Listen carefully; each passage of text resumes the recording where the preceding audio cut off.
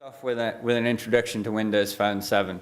It's quite a new phone OS, so for those of you who aren't familiar with it, I just want to provide an overview. Then I'll talk about the security model, the security features, and then finally, perhaps the most interesting bit, the vulnerabilities. I won't be covering managed application security, cloud storage, or UIX native applications. Really, this talk focuses on the platform security, the OS level security offered by the platform.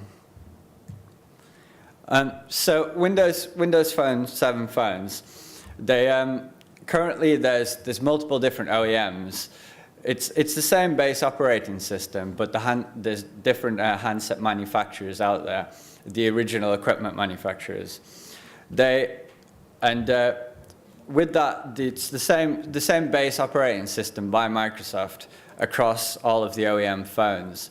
However, the OEMs are allowed to make customizations to the base OS. They're allowed to write their own applications, device drivers, and so on to actually support the platform. This actually gives the OEMs an elevated level of access to the platform, which normal developers don't get. And then finally, well, it's a closed platform. You're not meant to be tinkering around with the operating system underneath. From the user's perspective, all they can do is really configure the settings which are exposed, but they can't make changes to the underlying OS.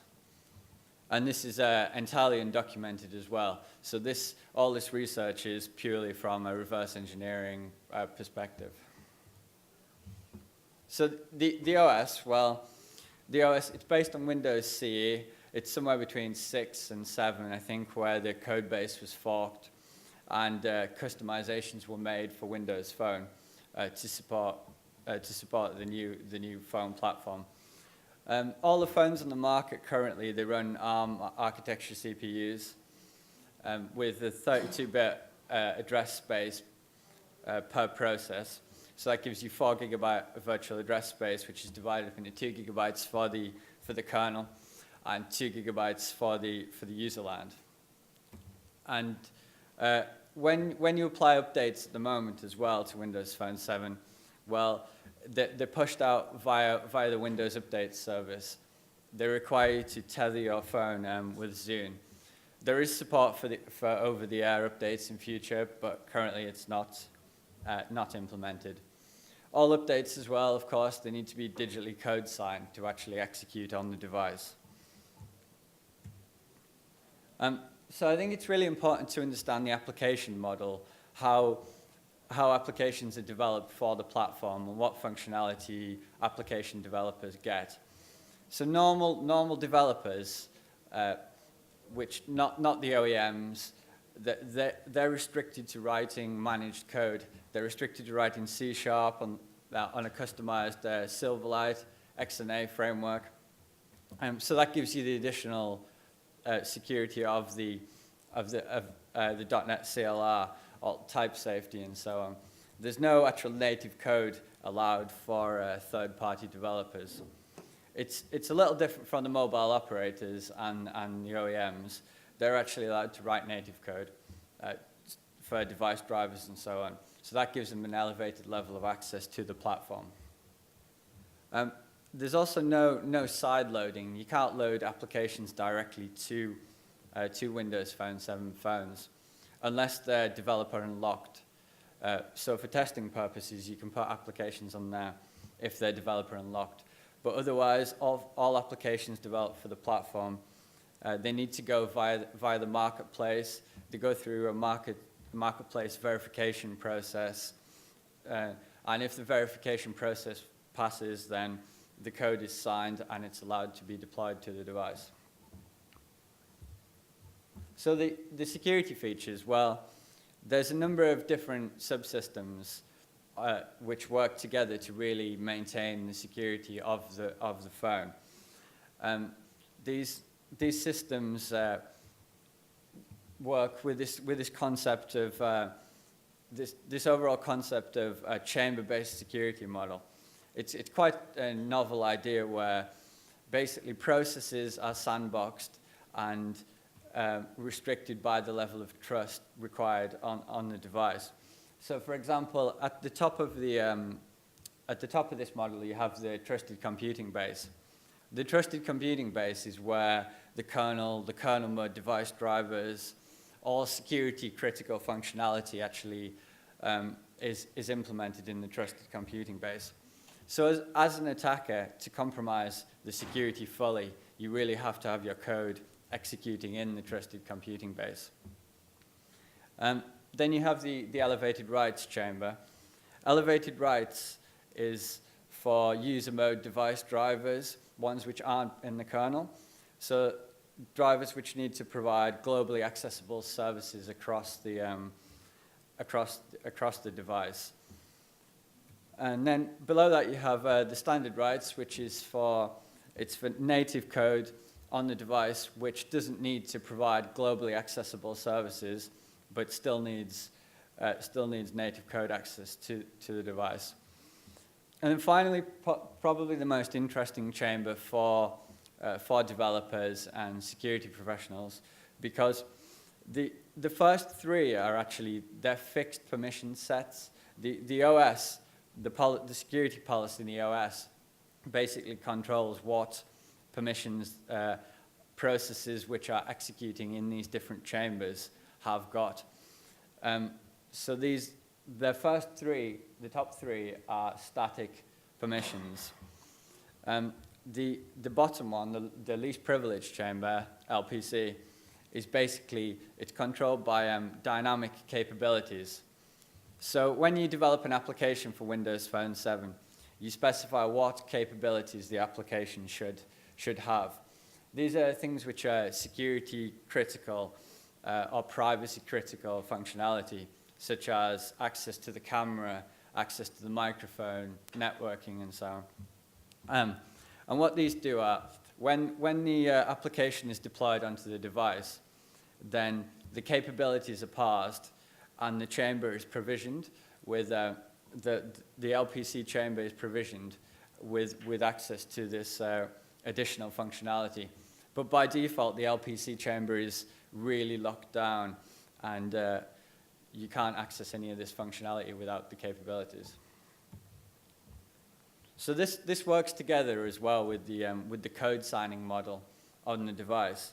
So binaries which are shipped in the ROM, in the operating system at build time, they're implicitly trusted because they got built into the OS. But they still require these policy entries to actually execute on the device. Any of the binaries which you put on the phone after the ROM has been built, then these require to be code signed with a valid code signing certificate. So it means if you just put a binary on the phone, then it won't execute because A, it's not code signed, and B, there's no policy entry there specifically allowing it to execute on the phone. There is an exception to this, which is developer unlocked devices. For testing purposes, then they have the ability to run LPC unsigned code. So this actually maps to the certificate star on the device. So if you take a look at this sub-CA here, which is for the trusted computing base, so code which is signed with a certificate which chains to the TCB sub-CA is honored to load into the trusted computing base chamber.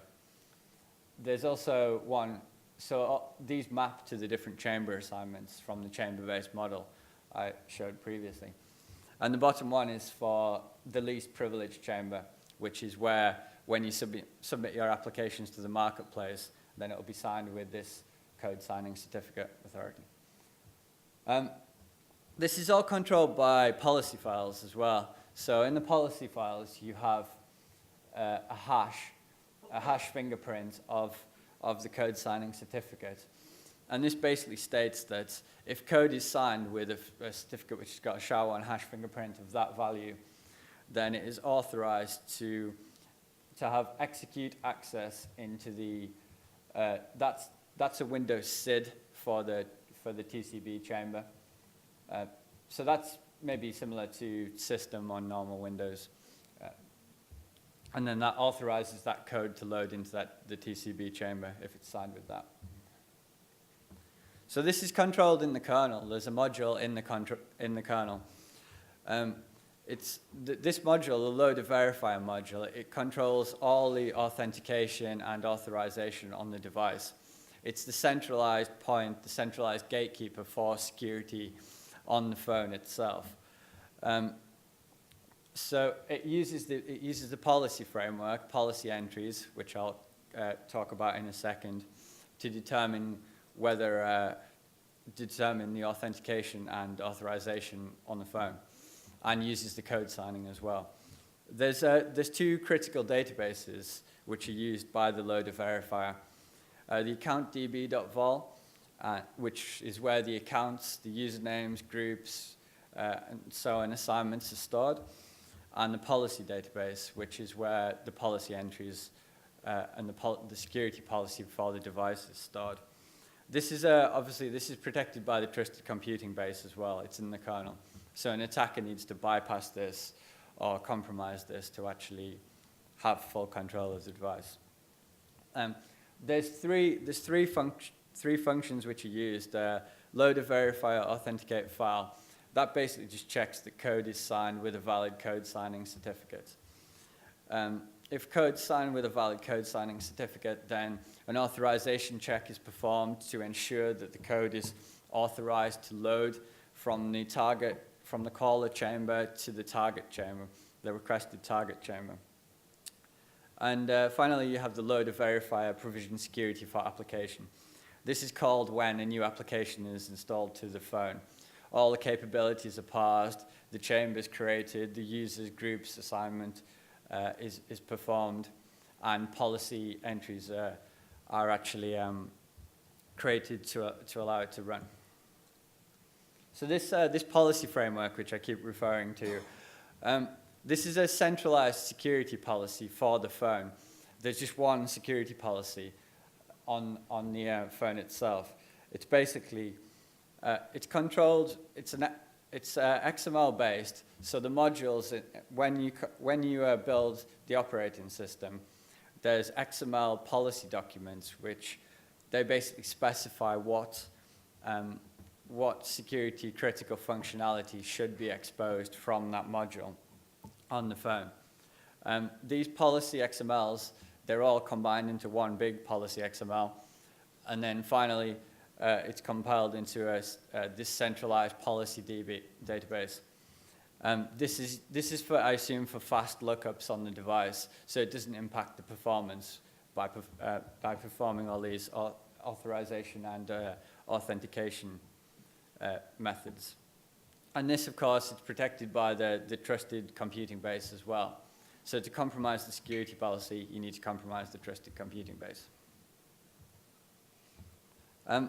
Policy entries themselves, well, they work with these things called international resource identifiers. IRIs basically identify things like the registry, the file system, resources on the phone. It's quite granular. You can specify single resources, or you can specify wildcard matches. So everything, for example, under a registry subkey will be matched by these IRIs. These are used in the policy files. So this policy file basically states that the loader verifier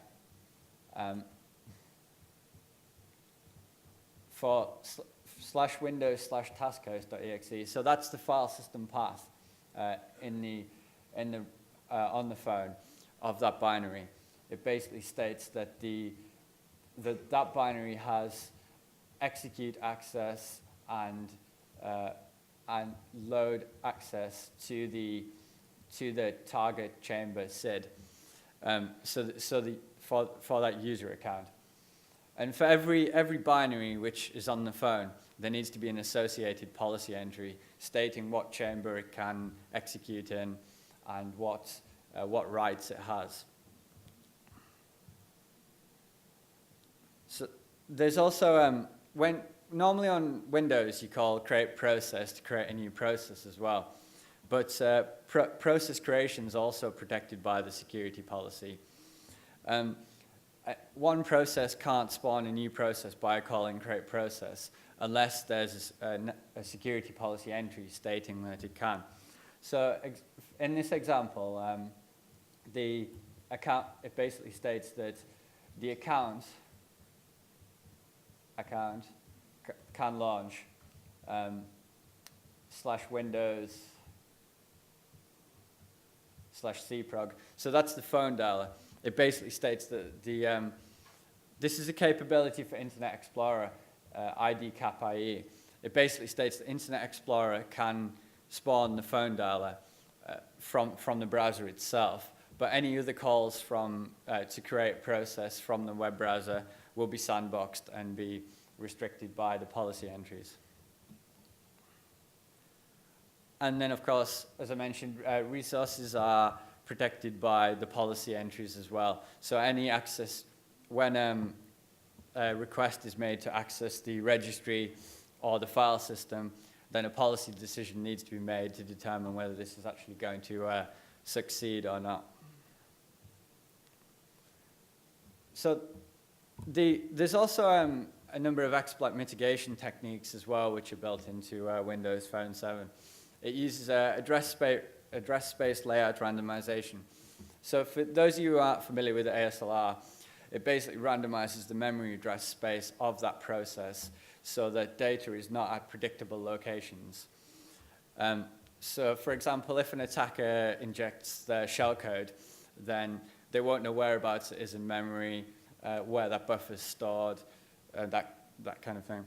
And it just basically increases the difficulty for an attacker to perform an attack against the platform. It also has execute never. This is a non-executable memory protection. So if memory pages are marked as writable, then they won't be executable as well. And this is enforced by the hardware as well in the CPU.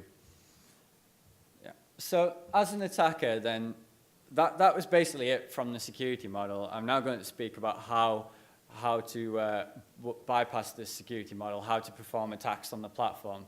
There's a number of different stages which you need to go through to actually compromise the platform because of all these security protections. So the first thing I really wanted to do was to enable error reporting.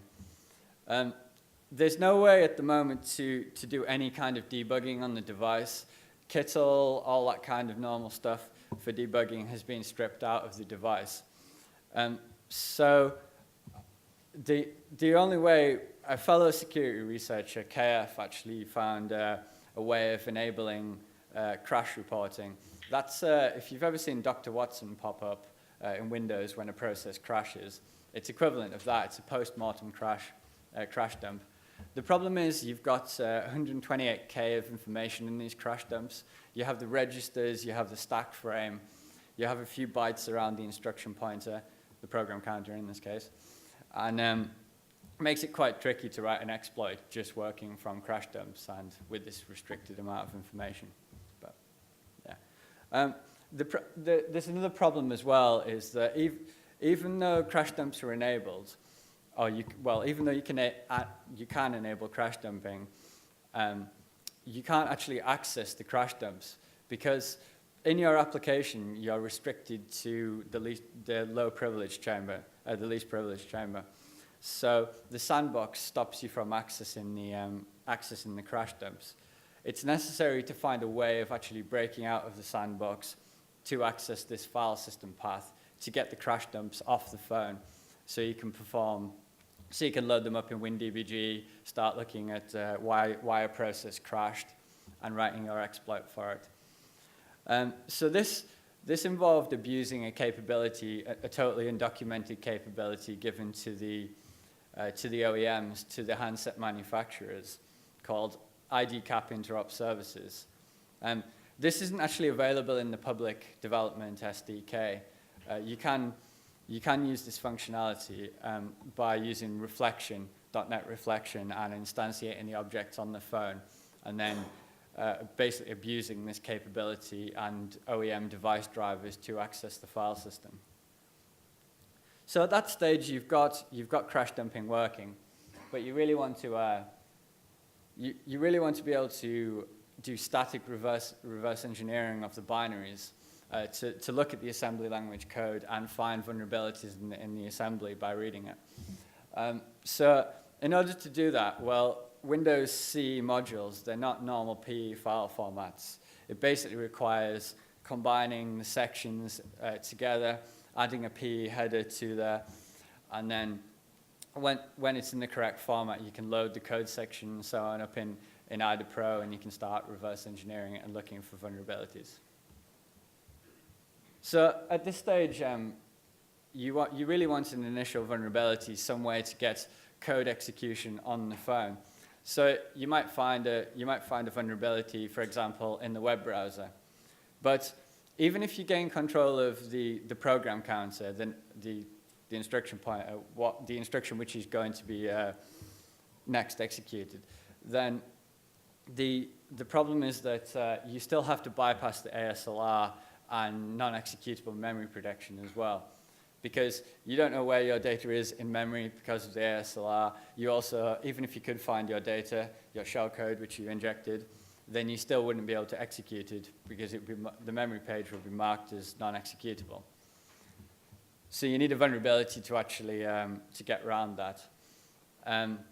Unfortunately, that vulnerability is not patched at the moment by Microsoft, so I can't disclose the ASLR XN vulnerability at the moment. But as soon as that's fixed, then I'll publish an advisory on that. So at that point, you've gained a code execution in the least privileged chamber. But the least privileged chamber is not that great because you're basically restricted to what the functionality which the application you exploited has, its sandbox. You really want to break out of that sandbox and access the sensitive information on the phone. So outside of the sandbox, well, you have the things like the SMS database, the sensitive information. So you need some kind of privilege escalation as well to break out of the sandbox and give you either TCP or elevated access to the device. So just a little detour here. I had a feeling that the OEMs were introducing vulnerabilities on the platform because of for two reasons really. One, that they have elevated access to the platform. And secondly, that we'd performed other research on Android, for example, where the OEMs had introduced vulnerabilities on the platform for their handsets. So on Android, we discovered that there was HTC had implemented this install permission on their web browser for some reason, I think to do flash updates. But it's basically a case of bypassing the security model to provide additional functionality, but it weakens the security model on the device.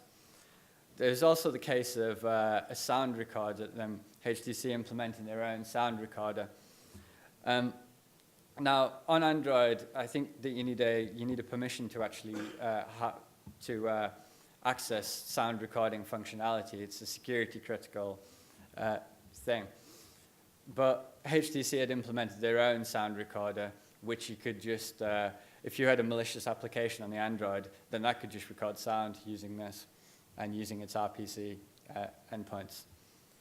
And then finally, the HTC logger as well. This has made the news recently where they've been tracking quite a large amount of information from the end user, privacy critical information.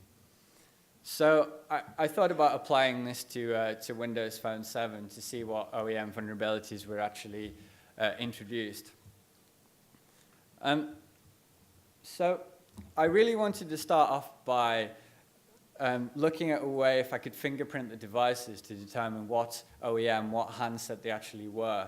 And then that way you could deploy a device-specific payload. It wouldn't require writing an exploit to target all the different devices. Depending on what device you fingerprint, then you can deploy a payload for that device. The way I thought about doing this was, it turns out that the user agent the user agent actually exposes what the device is. So this one, for example, is a HTC HD7. This one is a Samsung Omnia. So it means an attacker can perform more targeted attacks against users of these devices. For some reason, it also discloses that it's running ARM architecture, which is kind of handy. So I exploited a web browser vulnerability to gain initial code execution on the device. So here you can see the program counter set as 0C, 0C, 0C, just as a value to demonstrate control of this. But then after this, you really need to bypass the ASLR, the non-executable memory protection, to get your initial code execution. As I mentioned, then that's unpatched at the moment, so I can't talk about that. Sure.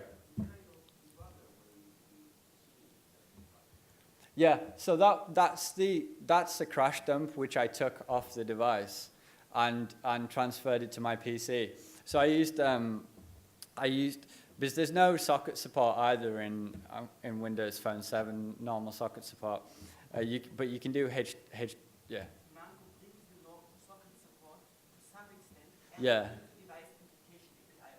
Yeah. Yeah. This research as well was performed before Mango. So this is like Nodo and so on.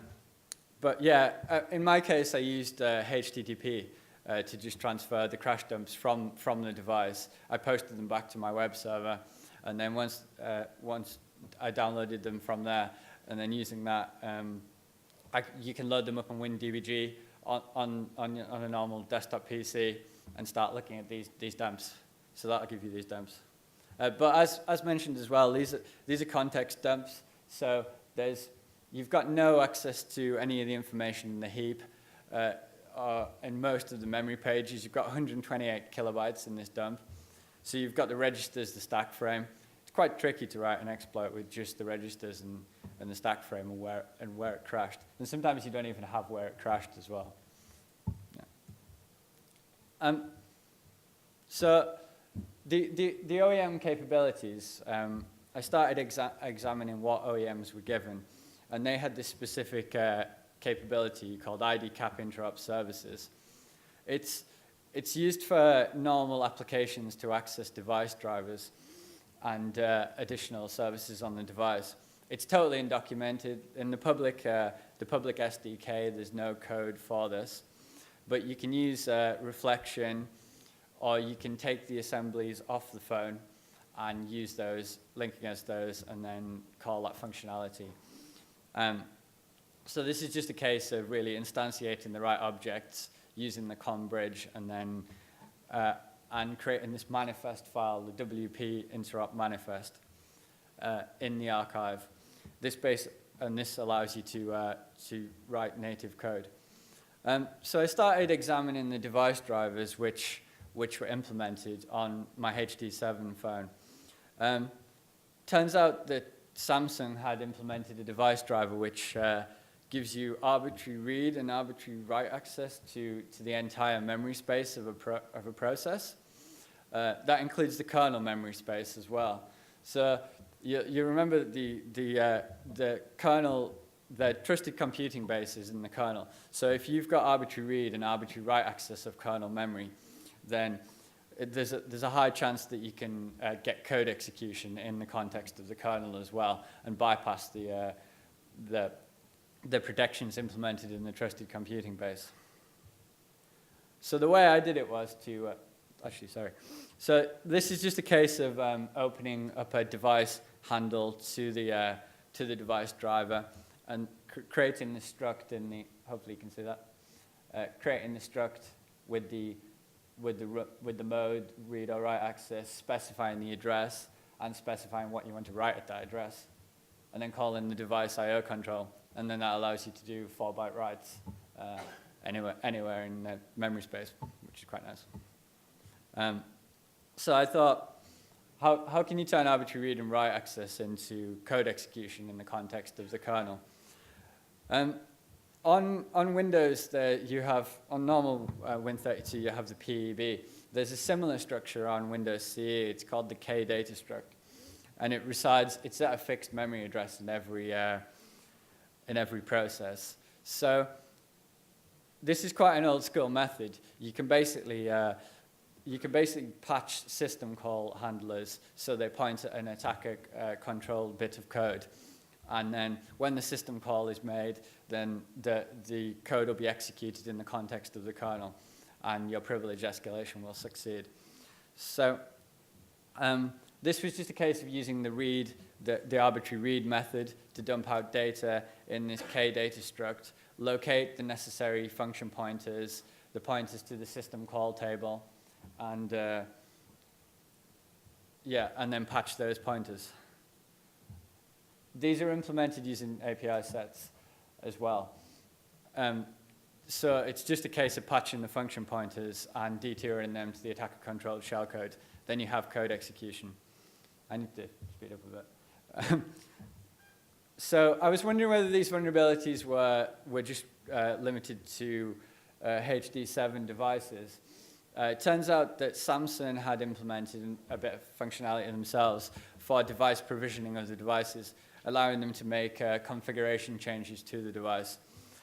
So I audited the binaries for the Samsung as well. I located a directory traversal in one of the Samsung binaries, which it's meant to read device provisioning XML, but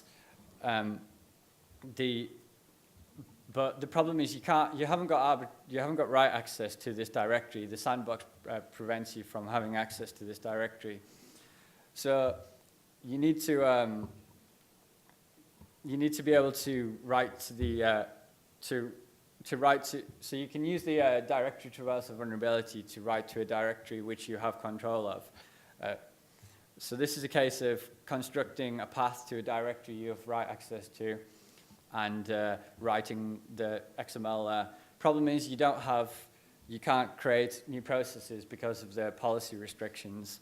Turns out Samsung had actually implemented a device driver to create new processes. Yeah. So in this case, what you do, well, you want to extract sensitive information, eavesdrop, rootkit, for example. Maybe disable the policies or certificate checking. If you're a malware writer, maybe you want your application deployed later. Wouldn't it be nice if there was code there to get around this? Policy faker and certificate faker? That doesn't sound like legitimate functionality to me. License faker? DRM, anyone? Backdoor fixing developer unlock to enable state. Backdoor? Yeah. It's a bit weird. And you'll notice that these functions have the same names as the actual legitimate functions controlling the loader verifier. So I'll just do a quick demo. I'm gonna run out of time here.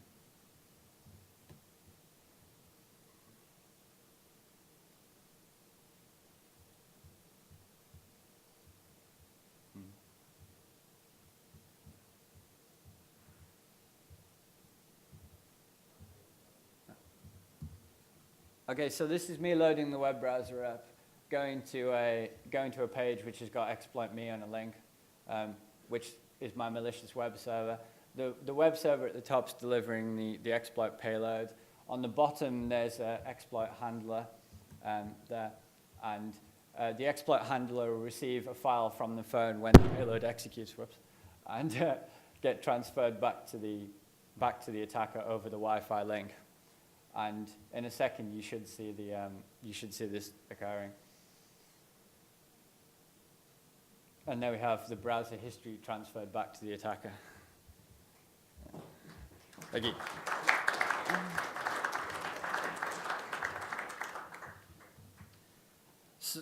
So Mango, well, Mango's the latest version. It restricts the method I use to debug and develop the exploits. But ultimately, the design still allows the OEMs to implement these security, risky functionality.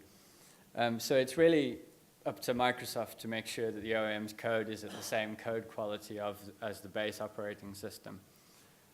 My conclusions on this really, it's a strong granular security model. It's clear that a lot of thought has been put into this security model. It requires an attacker to go through multiple different stages before they can exploit the platform. It also shows that an attacker needs multiple vulnerabilities and exploit mitigation bypasses to attack the platform. Shows that an attacker can use OEM vulnerabilities. If they specifically want to target a handset, they can go for the lowest hanging fruit. They don't need to go for Microsoft's code base. They can go for OEM's code if it's of a lesser code quality standard. That's it. Are there any questions?